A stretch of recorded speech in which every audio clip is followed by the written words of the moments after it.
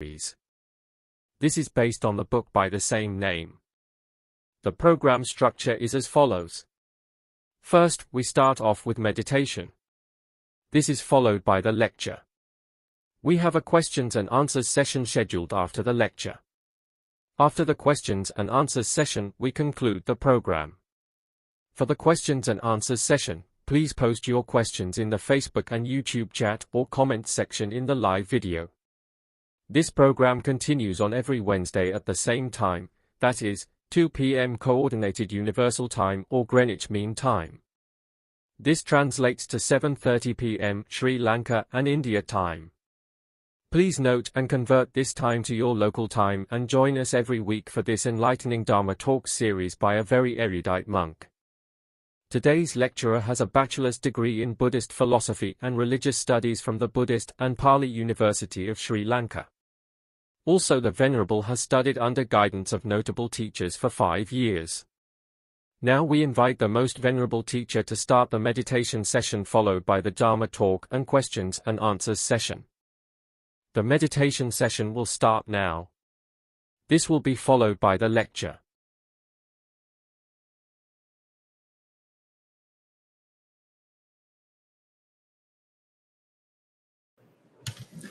Everyone, you can sit in a comfortable meditation posture. Make sure your back is erect, side cast down.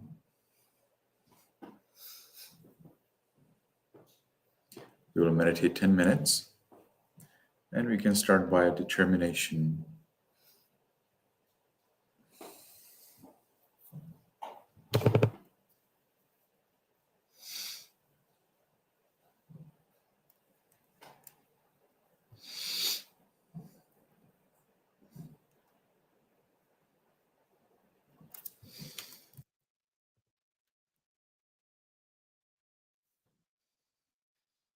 From now on, for 10 minutes, I will meditate on muscles and radiate loving kindness without any movement.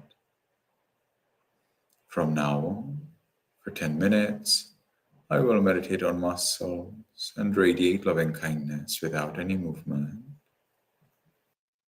From now on, for 10 minutes, I will meditate on muscles and radiate loving kindness without any movement. And with that determination, we can gently, lovingly notice there's a flat piece of sinew at the top of the head. We allow it to be heavy. And changing.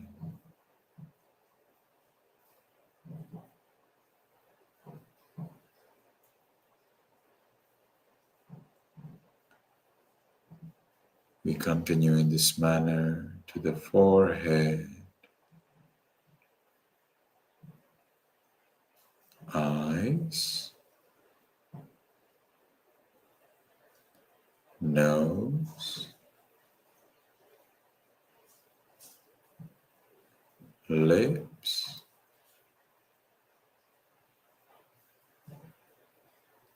chin,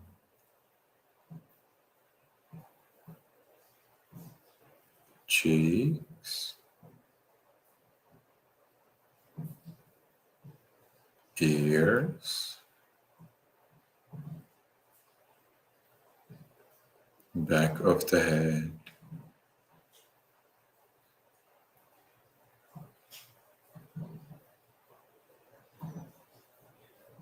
we allow all of the muscles and sinews throughout the head to be heavy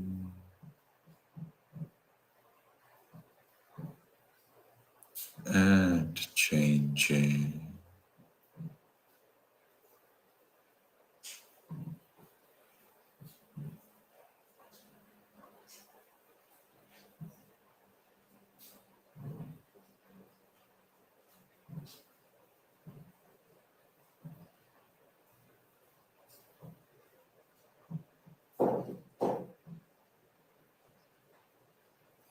We continue in this manner to the neck, shoulders, arms, elbows,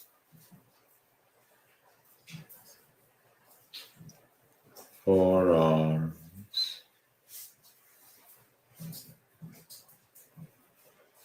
wrists, palms, fingers, tips of fingers,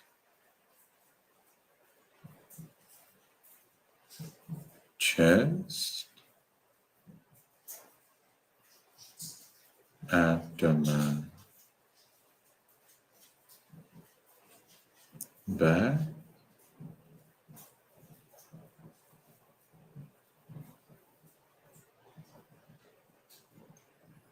we allow all of the muscles and sinews throughout the upper part of the body to be heavy and changing.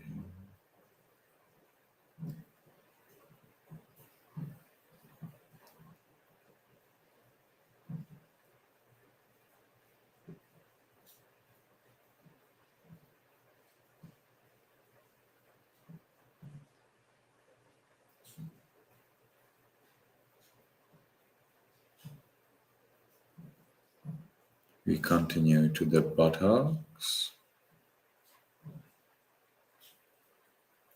thighs, knees, calves, heels, soles, toes,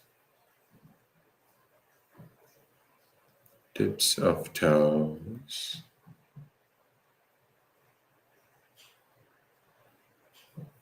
we allow all of the muscles and sinews throughout the body to be heavy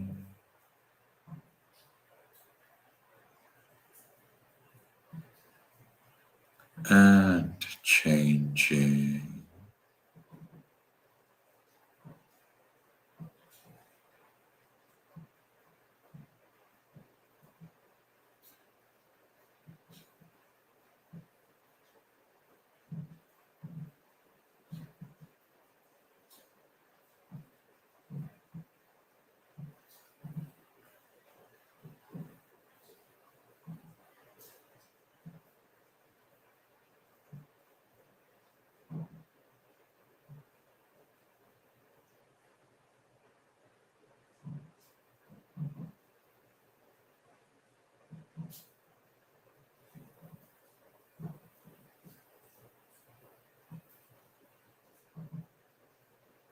And we allow all of the body parts, not just muscles and sinews, but everything in the body to be happy and changing.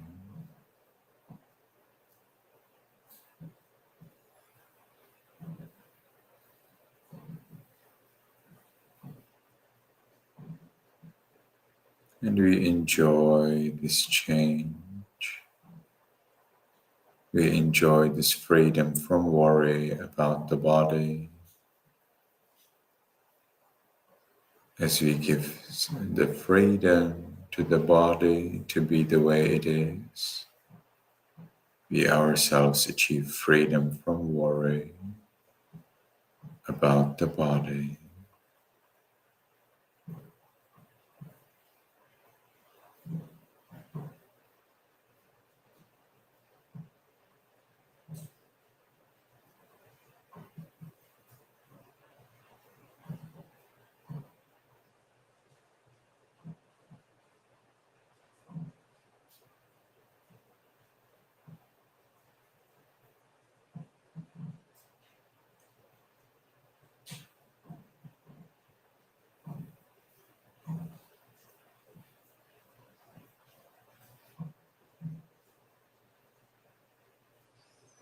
When we have achieved peace, we can share it with other living beings. In our minds, voicelessly, we can decide, we can allow, may all beings, including me, be in peace. May all beings, including me, be in peace.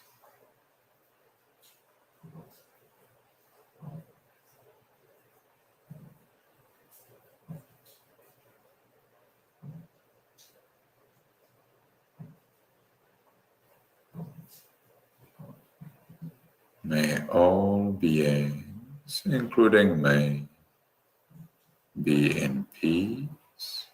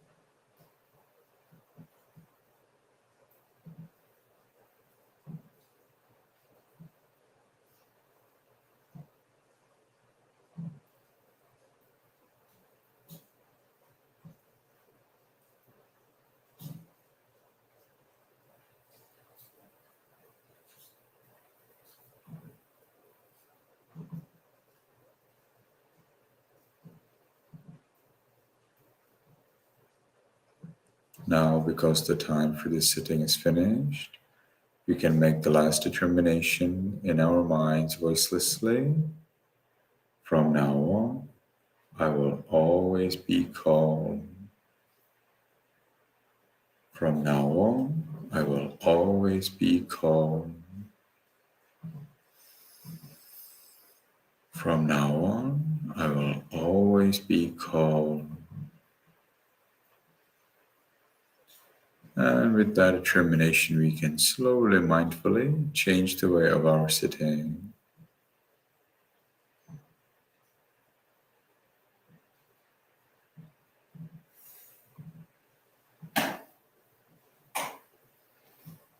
And we can take one more minute, during which we will motionlessly enjoy the peace we gained in meditation.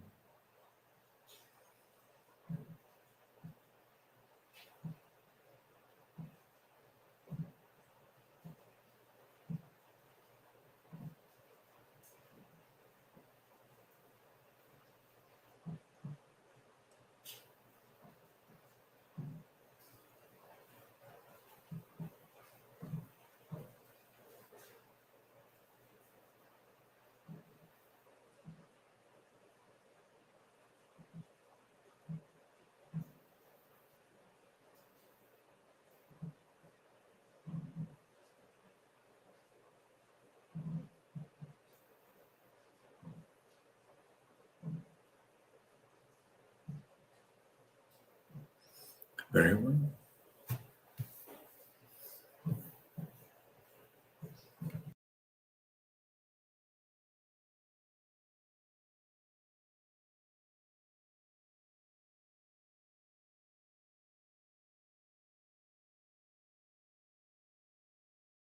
Lecture will start now. A questions and answers session will be held after the lecture. Post your questions in the Facebook and YouTube chat or comments section.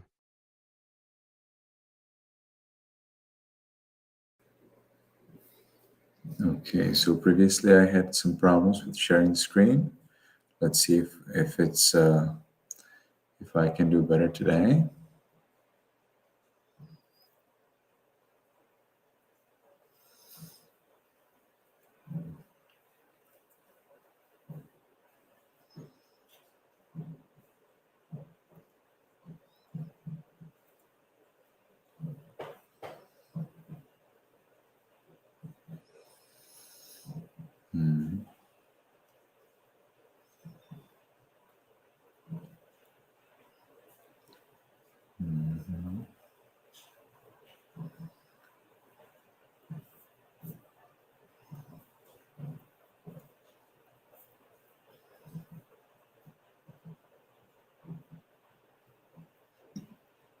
So I'm still preparing the document.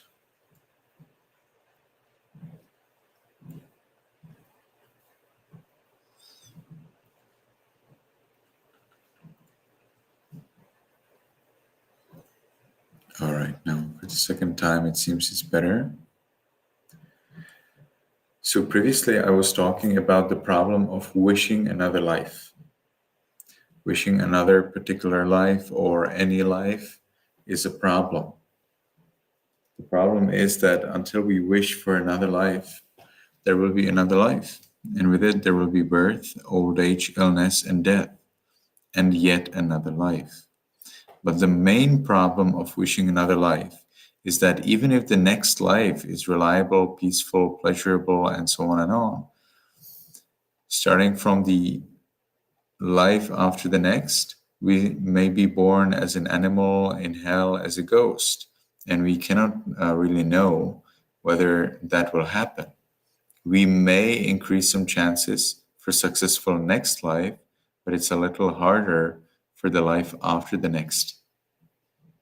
So in this book, we are now going to discuss the problem of another life, the problem of wishing for another life. So we can see here a case, an example: a woman or man offers a lit candle to the Buddha image with the wish to become a bhikkhu in the next life. However, 𝗷𝗶𝗶𝗲 here explains what this person wishes actually does not exist. That means there is no such reality, such as the monk or the materiality or mentality of that future time. The point here is that they do not exist now.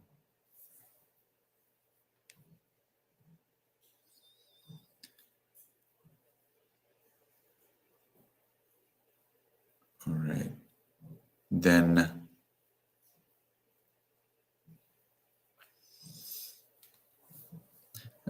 in that case, the person who is wishing for the next life obviously is suffering from ignorance. The person does not really understand that what matters is at this moment, and what happens in the future is not reliable and could lead to a lot of suffering. So the author of the book says their attachment to life as a bhikkhu is a manifestation of craving. As the craving and attachment accumulate, they become clinging. So the Sayadaw doesn't like the idea of craving or desire to be born in another life. According to the Sayadaw, the best idea is indeed to achieve entire liberation from all craving right now. Now, if you have listened to my previous lecture, you would understand that it's a little more complicated. The problem is that many of these ladies who wish the next life as a monk, they would love to become a nun even this life, but for whatever reason, they are not able to do that. So they wish to make it a little easier through donation, through generosity. So they engage themselves into generosity, and based on that power of their generosity that they get, they would like to be born as a monk. The offering is a wholesome action, kusala kamma, a volitional formation, which means simply intention. It's an intention with kammic potency, a formation of kamma. There are altogether 5 causes for this formation of kamma: ignorance, craving, clinging, volitional formations, and kammic potency. As such a person offers a lit candle to the Buddha image, there may arise and immediately after that perish only 34 mental phenomena. Now here we are going a little bit to Abhidhamma. So if you're not familiar with Abhidhamma, this will be a little difficult to understand. As soon as they arose, they perished. No formation is permanent, but there remained the potency by which the wholesome kamma is able to mature and produce a result. So the idea here is that there is craving, yes, but there's at the same time wholesome action. And this is the wholesome action of offering the flowers or lit candle in this case to the Buddha. So that action is very good, and by the power of that action, the wish will probably come true. So many people think that if they wish something, it will happen to them, but in addition to the wish, they will also have to have the necessary 𝗀𝗯𝗀 so that it really can happen. If they do not have the necessary 𝗀𝗯𝗀 and they have just wish, well then, sorry, it will not be successful. If it matures, it may, according to their wish, produce the 5 aggregates that are a bhikkhu's life. So there is a possibility that if you engage in generous actions, such as you give food to noble persons, such as monks, and then you have a wish, that it will become true. There's no really problem with that. The point is that when you become a monk in the next life, that doesn't necessarily tell you whether you become enlightened, and you may actually be somewhat lazy or less effortful in this life because you're so sure that next life you will be a monk. Many people wish to achieve nibbana through donation, and that's what's suggested by the Sayadaws today. And I think that's also pretty good. But wishing to be born in heaven also is not so bad, because in heaven it is possible to attain nibbana. Now, we will twist that around and we will have to say, actually, if you wish to attain nibbana, you will probably be born in heaven anyway. So it doesn't make sense to wish to be born in heaven and reduce one's chances for enlightenment. It makes more sense to wish to be born in enlightenment, to achieve enlightenment. And with that, automatically, you increase the chances to be born in heaven, where you will achieve the enlightenment. Or maybe you will achieve the full enlightenment already this life.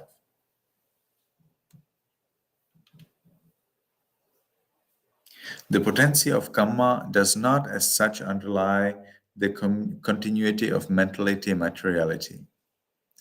Owing to certain conditions, the individual 𝗀𝗯𝗀 matures, and only at that moment does the potency of that 𝗀𝗯𝗀 underlie that continuity of mentality and materiality as an actual working force. That's because sometimes 𝗀𝗯𝗀 can bring a result in this life, sometimes in the next life, and sometimes in another life. And it's very hard to tell when each 𝗀𝗯𝗀 will bring its result. And if the result is not due at this moment, well, then regardless how much good 𝗀𝗯𝗀 it is, you will not experience anything. So there are some tips and tricks to make sure that your good 𝗀𝗯𝗀 will truly bring benefit for you today. And some of them is, for example, to meditate. It seems that meditators oftentimes experience consequence of their good actions very soon. Another way how you can accelerate the return of your good 𝗀𝗯𝗀 is to not do any bad 𝗀𝗯𝗀 at all. Because you do no bad 𝗀𝗯𝗀, then if we very much simplify, it may happen that your consequences for bad 𝗀𝗯𝗀 will gradually be exploited, be used up. So then the only thing that remains is to experience the results of your good 𝗀𝗯𝗀.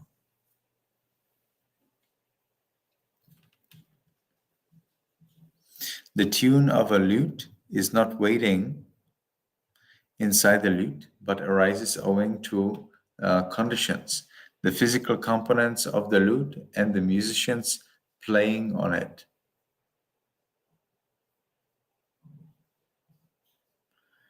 And it seems that in Visuddhimagga is explained that there is no heap or store of unarisen mentality, materiality prior to its arising. when it arises, no heap or store of unarisen materiality prior to its arising. There is no such heap or store. When it arises, it does not come from any heap or store, and when it ceases, it does not go in any direction. Just as there is no store prior to its arising of the sound that arises when a lute is played, then because it's not there, then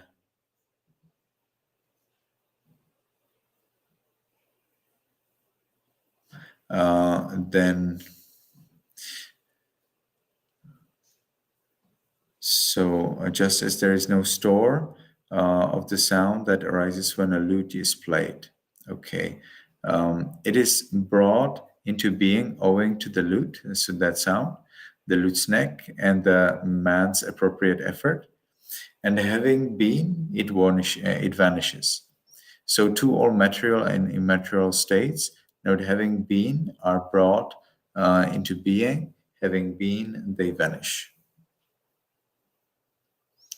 And therefore, whenever we talk about this purity, just like purity, also the jhanas, the deep levels of concentration, could be a good reason for your conceit. But it's exactly the conceit that hinders the progress.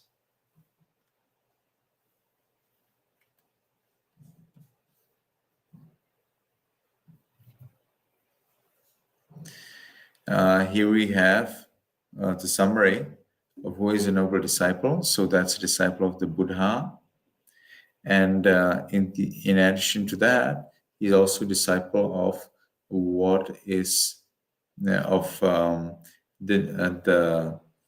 so-called 𝗷𝗶𝗶𝗸𝗲, that means of monks. Literally, 𝗷𝗶𝗶𝗸𝗲 means noble individual. That's correct.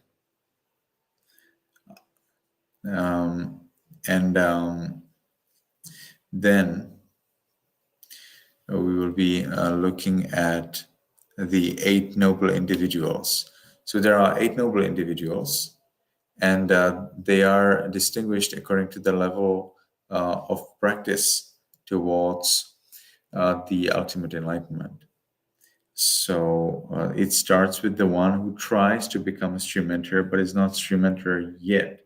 According to our commentaries, this tries means that he's actually almost there yet. So he needs about 1 split of second to get to enlightenment. And then, of course, the remaining 7 degrees are the one enlightenment, and then the period of striving to get that enlightenment.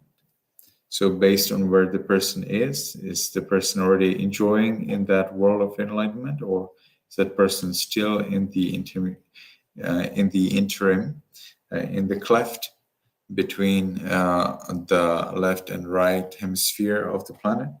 So we don't get that answer yet. Each of the first 7 types of noble individual is also called a trainee. Okay, so 1, so it is, where is it? 1, and then we have B. So A1 and B1, A1 and B are finished.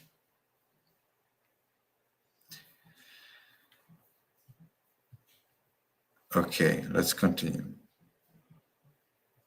I must have been looking at something else. Anyway, so each of the first 7 types, so that is 1 to 7,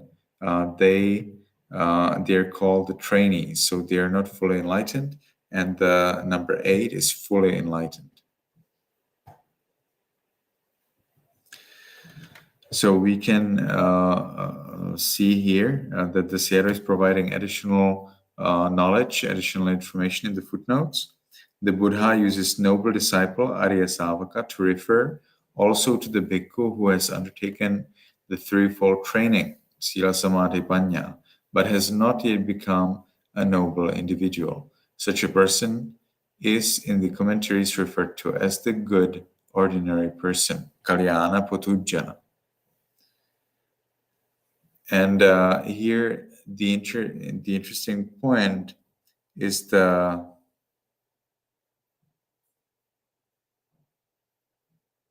do we have it? Is the fact that the person still may have not achieved the full arahanthood. Both of the noble disciple, such as the stream mentor,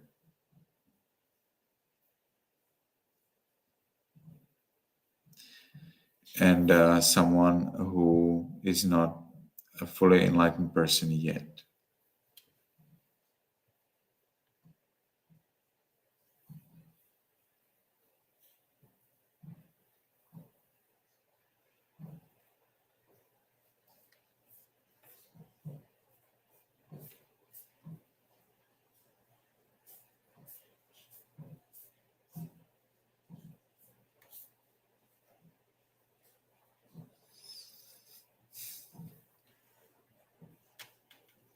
Once she or he has become a noble individual, the wisdom that she or he possesses is supramundane, the path knowledge.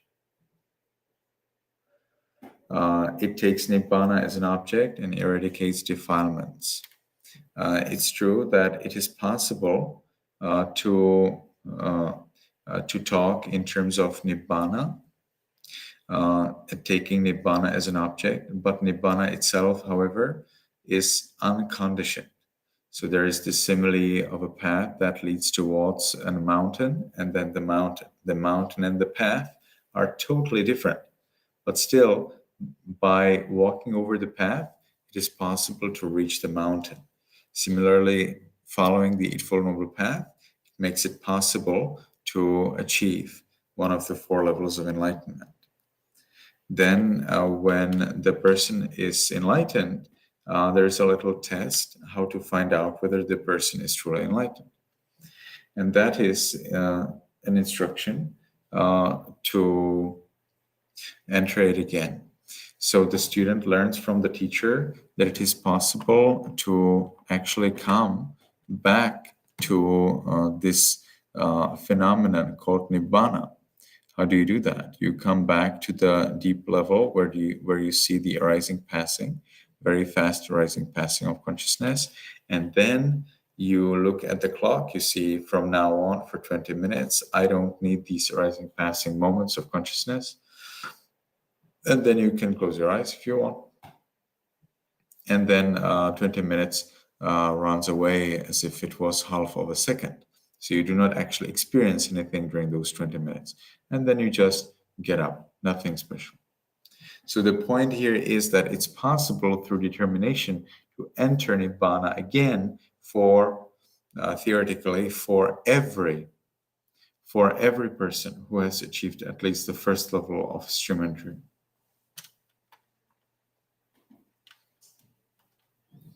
No, okay.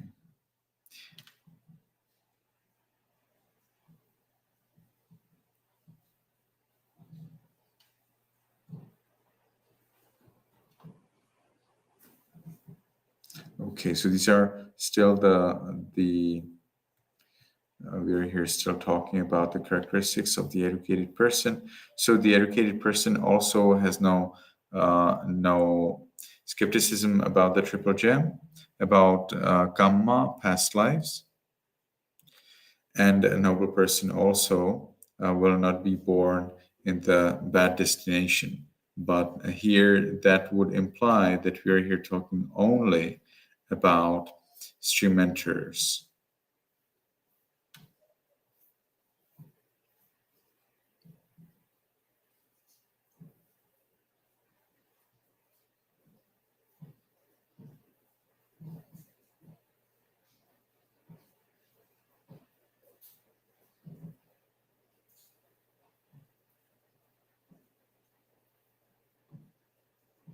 The educated noble disciple trainee possesses learning, having studied and inquired about the texts. no longer to be reborn in those bad destinations, but it still may happen that a stream enter wonders whether he or she will actually be reborn there, like we know from the Mahanama Sutta in Samyutta Nikaya.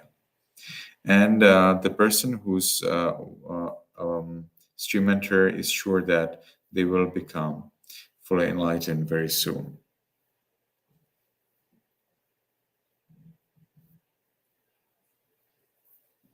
So here, educated noble disciple here is taken as a stream enter, but you see it's a problem, because that means that all putujjanas are simply bala putujjana. It's just not true. We distinguish kala putujjana and bala putujjana and kalyana putujjana. Bala putujjana is somebody who did not attain any enlightenment and is foolish. So that means they do not have any trust in the Triple Gem. They don't believe in the Four Noble Truths. Kalyana Putujjana does actually understand pretty well the Four Noble Truths and meditates and follows rules very carefully. And still, that's Putujjana, doesn't have any enlightenment, you see. So we would not be able, if we talked about if we talked about the good Putujjana, the good person who's not enlightened, we cannot say that the person is certain to enlighten, to achieve anything or no longer anything, because that's just an unenlightened person. So that person still may actually be born in hell, and the person may actually not achieve enlightenment at all if they, for example, misunderstood something.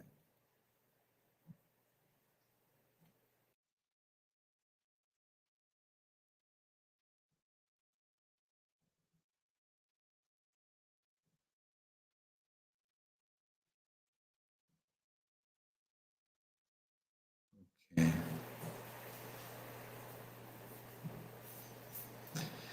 Then the educated noble disciple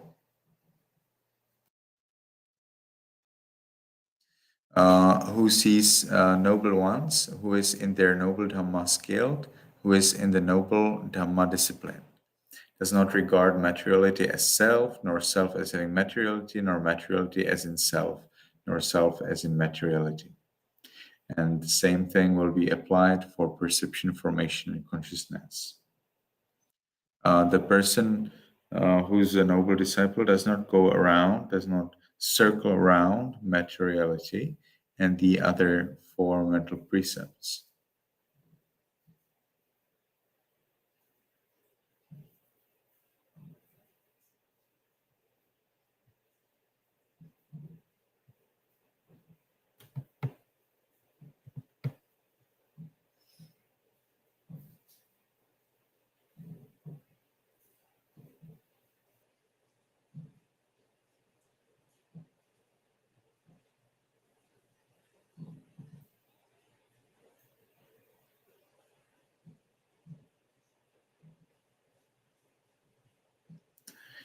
And because the noble disciple has understood the Four Noble Truths and has a kind of urgency, spiritual urgency known as Sangvega, we may talk about it later, that person will surely soon get free from the cycle of rebirth.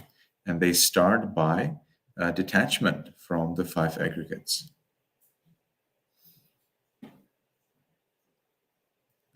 The noble disciple is also released from the suffering of rebirth in a bad destination, if that's a stream enter. So be careful. We have it a little bit confused here, enlightened and non-enlightened.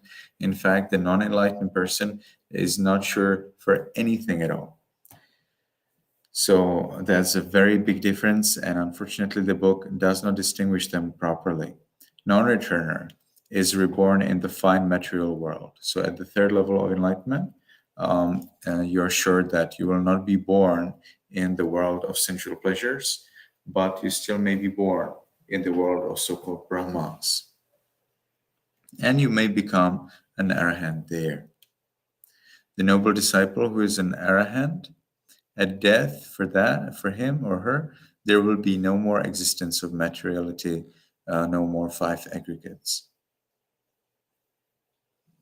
Okay, so here we have finished a section, and now we are moving on to a section with comments. But I think we can leave that for next time. And because there are some questions, I would like to address those questions.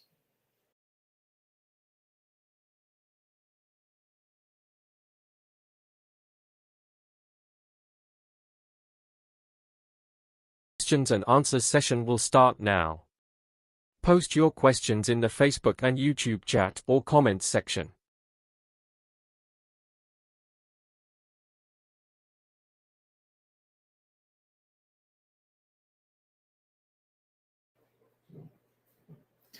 Very well. So if you have any questions, I am listening. Is there a parallel between Satan and Mara?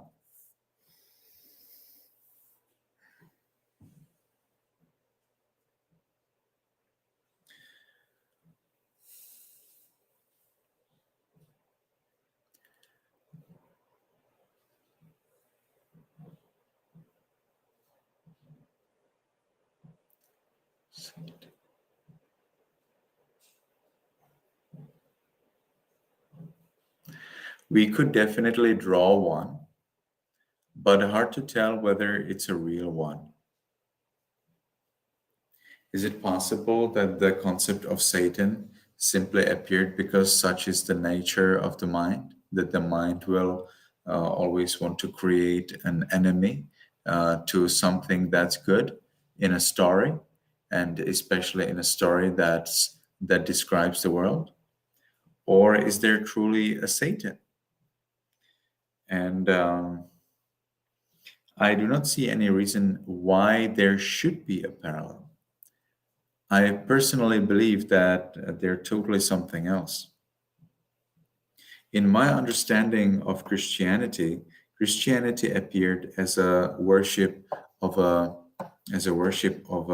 an ogre, and I believe that the references in the Bible very clearly point out to the possibility that from the Buddhist point of view, actually the God of Hebrews, the God of those who were rescued by the God who rescued these people, the so-called Jews, from Egypt as the first Exodus. And there was a second one, but that's not important now. I believe that that God must have been a very powerful ogre. What's an ogre? Well, ogre is a very powerful living being that is slightly similar to a human being, but has big teeth, long hair on the body, and eats human if it wants. Doesn't have to eat human. Sometimes it eats other meat, such as the meat of a goat. And I find this really amazing. It's like flabbergasting, because what did the Hebrews offer their God? Exactly that, what ogres eat. They offered them mutton, it means meat from sheep, and meat from other these. Let me see, how do you say that in English?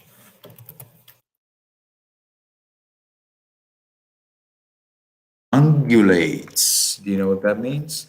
Ungulates are these animals that usually are herbivores, and they have feet that are rather hard, and they walk on 4 feet, such as the goat, sheep, cow, and so on. These are called ungulates. Ungulate. Okay, so ogres love meat from these animals, from goat and sheep and so on. And the God of Hebrews loves it too. And for example, when Abraham was supposed to offer his son as flesh for the feast of the god who Abraham worshipped. The God said, "No, I don't want to eat your to devour your son. Actually, I'm fine devouring an ungulate, an animal of the kind that I've just described, a herbivore." And ogres in Buddhism also are they enjoy eating the herbivores.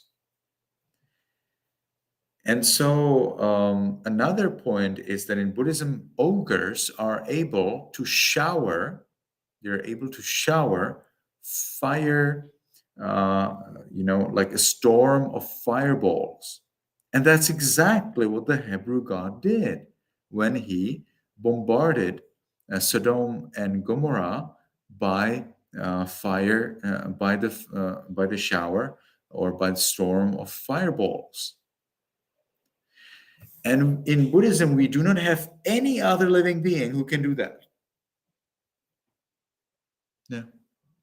We don't have any other living being who can do that. Only ogres can do that. So I'm wondering whether the God worshipped by the Christians and Hebrews is actually an ogre. Or who else? What kind of other living being described in the pantheon? But it's not really pantheon, in Buddhism, because we don't worship those beings. But in this cosmology of Buddhism, the only kind of living being that is somewhat similar to the God of Christians, Hebrews, and Muslims, that's even with Muslims is a very complicated point. But with Christians and Hebrews, this is a big thing. It's a big thing. So ogres are also very powerful, and they can be also very jealous. It was nothing special to worship ogres in ancient India. Nothing special. So the idea of worshiping an ogre as a god is actually nothing new. It would not be anything new for the Hebrews. And to have there a competition, there's also nothing special, because God's love, when they're worshipped, it increases their esteem. Then regarding Satan could be any other living being who just disagrees that people worship the ogre. And the information that people would get in Bible and in the books of Moses, in the 5 books of Moses, and so on and on, that's no problem for an ogre. See, ogres are very powerful. They have excellent knowledge. They can know what's coming in the future, what's coming in the past. They have psychic powers. They're pretty powerful. They can do a lot. And what they really love to do is to threaten. And again, Christian Hebrew God, what he really does very well is to threaten. But ogres also can help, and they also can be kind. And Christian God and Hebrew God does the same thing. So I'm really wondering whether the Christian and Jewish God is actually an ogre.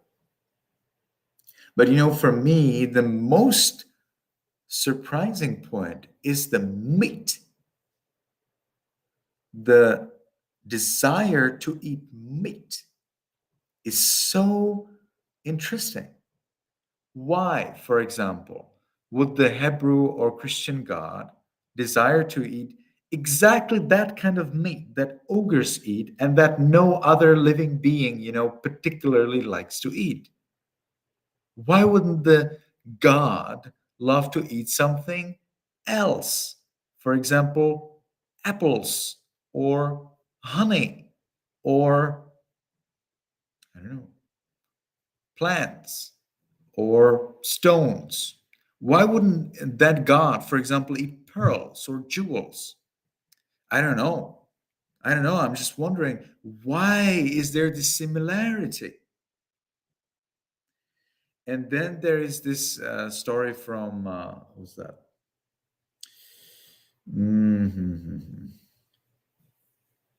Skinwalker Ranch.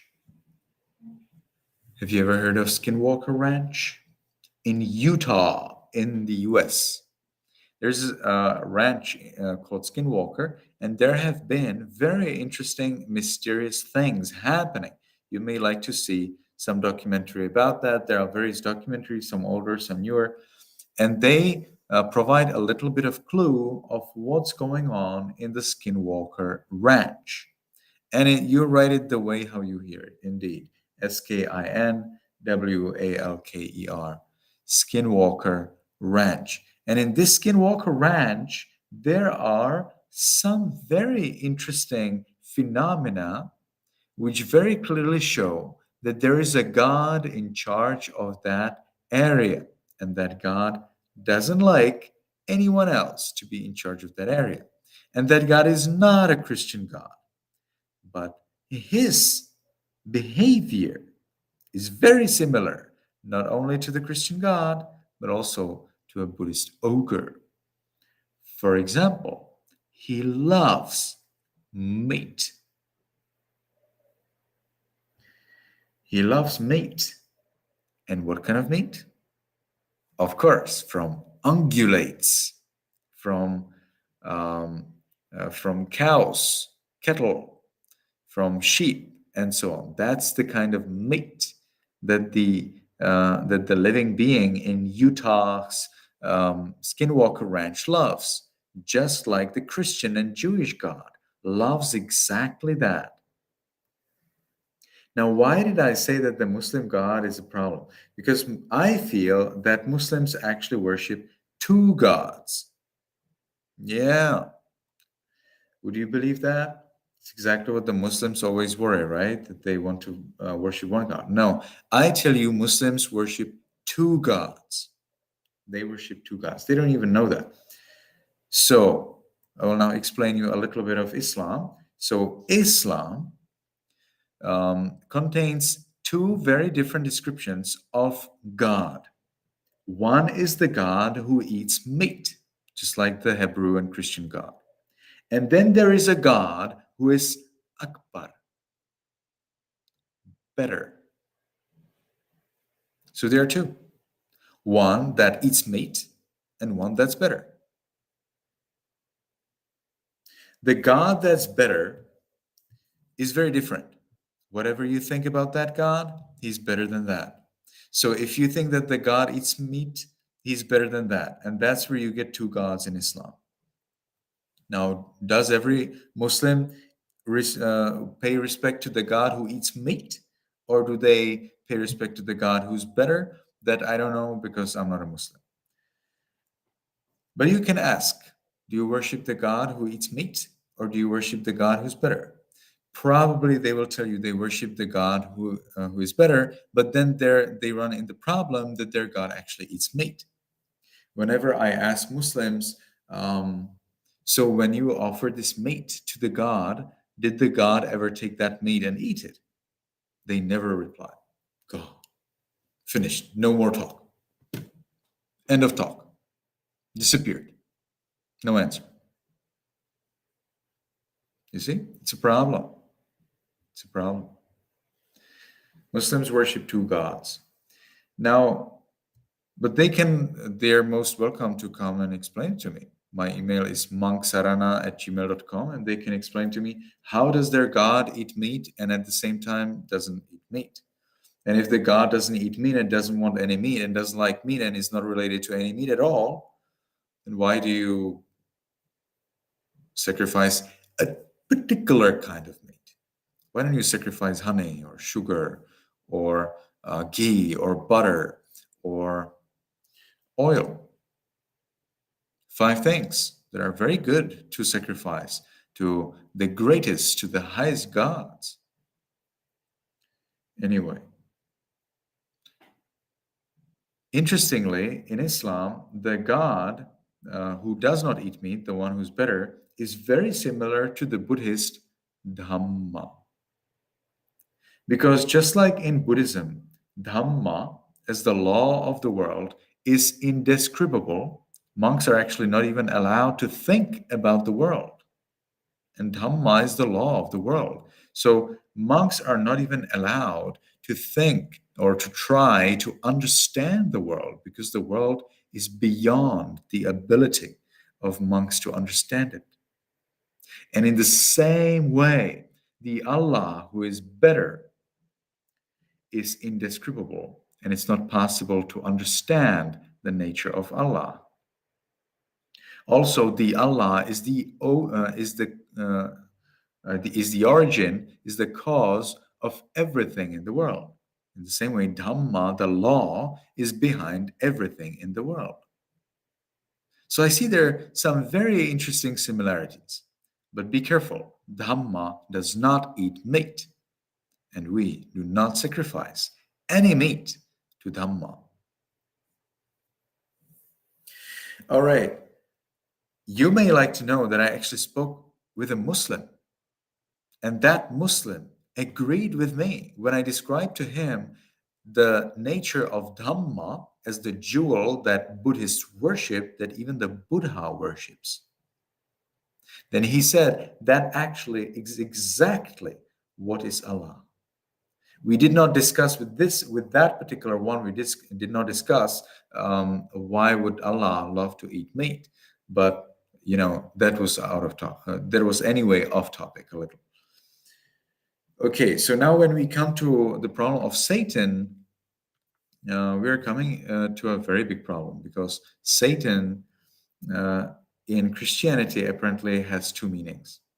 One is the Satan who's responsible for every evil. So if you tell a lie, it's not actually your fault, it's fault of Satan. And if somebody does something bad to you, it's not actually their fault, it's fault of Satan. Satan is responsible for any evil that happens to us and any evil that we do. So then why wouldn't I do any evil? That's my question. In Buddhism, Mara is not like that. Mara sometimes may provide some suggestions, but we are always in charge of everything that we think, say, and do. Sometimes in Buddhism, there is a possession possible.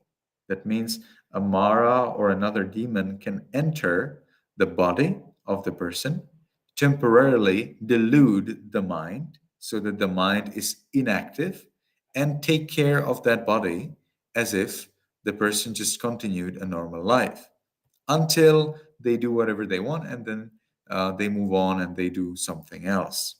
The person then regains their proper consciousness and continue to live their life.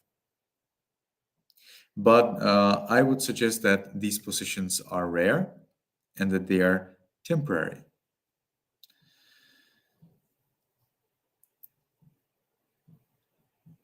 When these positions happen, the person has no power over the body and they can do nothing at all. So as you can see, these would be very rare cases. Now we are coming here to a rather more interesting thing that's related to us. And that is that now no Mara can disturb you. That's because we believe that either Venerable Moggallana or later the great master Venerable 𝗀𝗶𝗸𝗲, the great master Venerable 𝗀𝗶𝗸𝗲 actually did tame Mara to such a level that Mara nevermore disturbs anyone. So there is no way how you can ever blame anyone except you for your thoughts, speech, and action. It's everything your fault. Everything that you do wrong is entirely your own fault. Everything that I do wrong is entirely my own fault.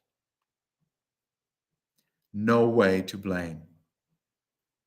And I think that's very practical, because if I know that everything that I do is entirely in my charge, well, then I can do something about it. For example, stop it. For example, I can stop doing the evil. Wouldn't that be amazing? If people realized that they have full power over stopping their doing evil and start to do good, I think that's it. Now is the time to realize that. We are supposed to do good, and we have the full power to stop doing the evil. So let's do that. Let's stop doing evil, and let's stop blaming others, other living being who do nothing wrong for our own faults. Mara is peacefully staying in his heaven called 𝗹𝗶𝗸𝗲𝗲, and he doesn't disturb, he doesn't do anything wrong. So what about to just stop blaming someone who didn't do anything wrong and start to do something good about you? Makes sense to me.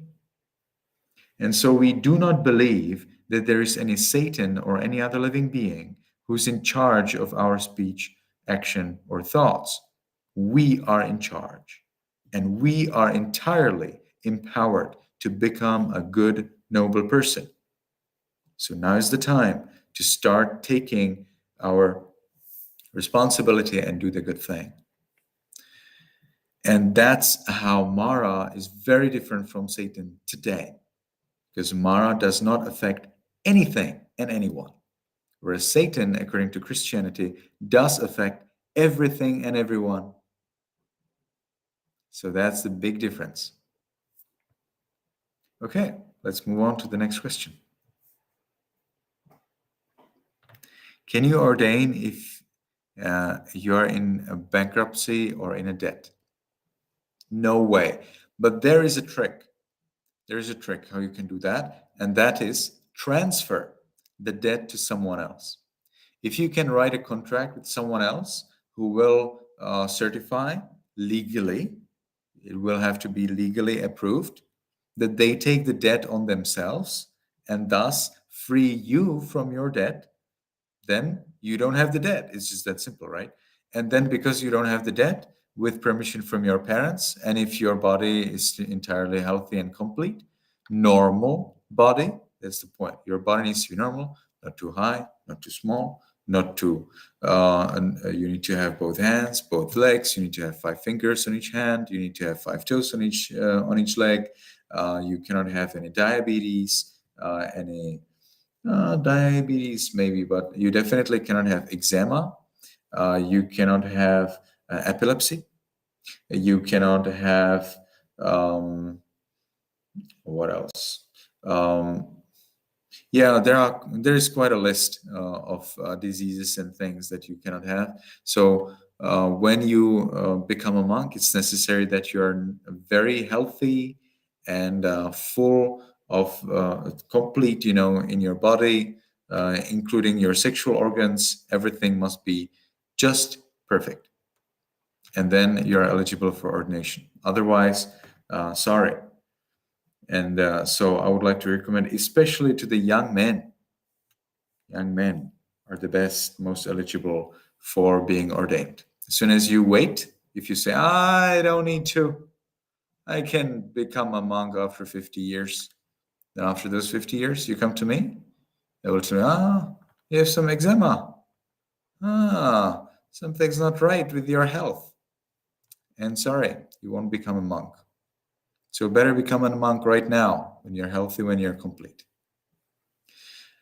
And you need to, of course, transfer your debt to someone else. For example, to someone, of course, who wants, who's willing to accept your debt, not by a fraud.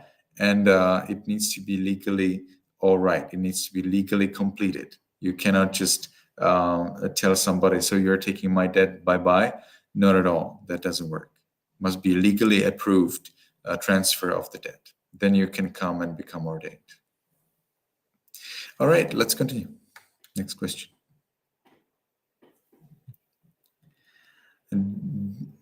Do promises, commitments, contracts, and obligations in lay life carry over to monkhood? How do you approach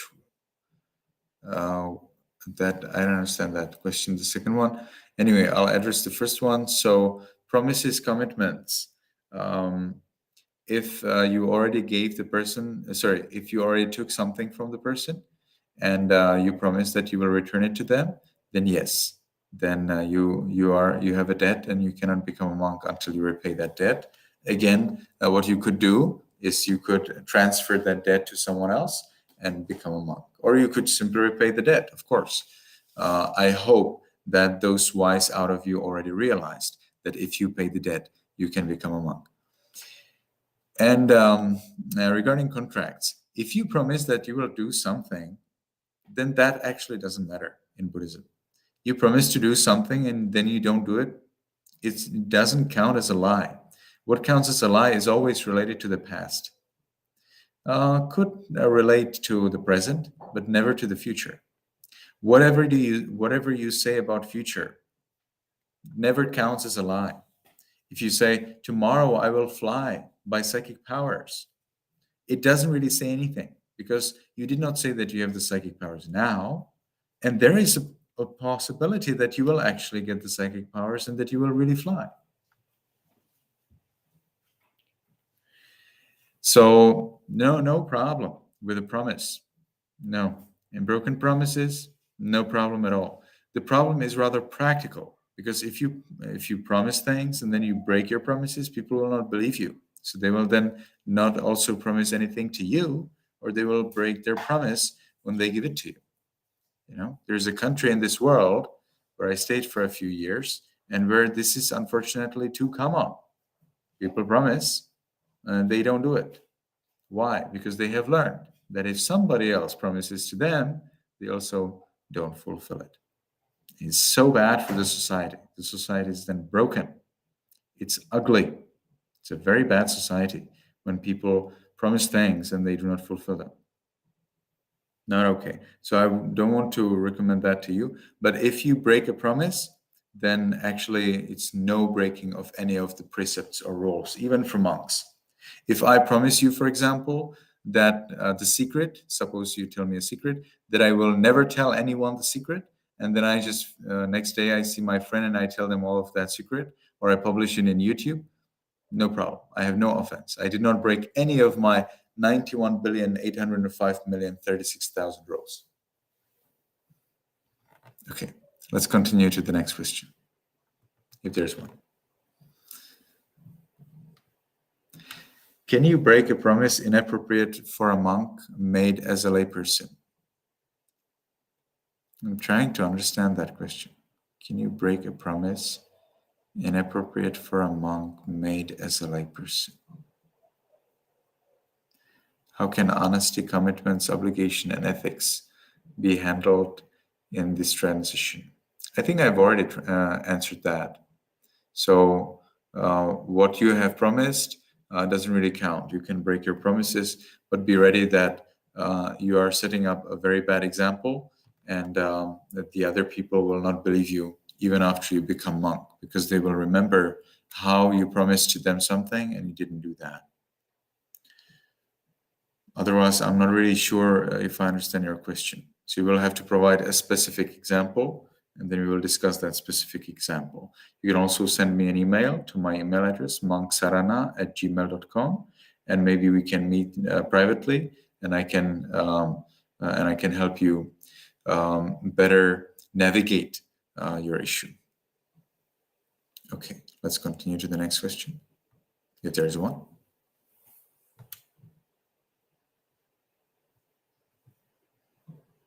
Seems like there's no more question.